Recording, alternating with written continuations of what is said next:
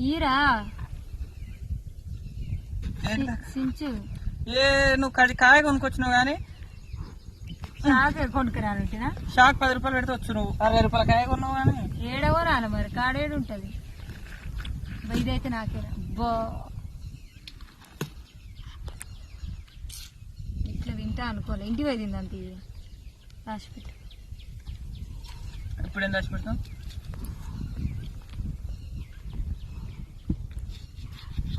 మేమైతే పుచ్చకాయ తింటున్నాం.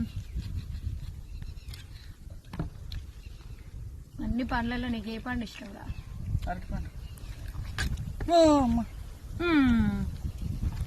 నాకైతే ఇదే ఇష్టం.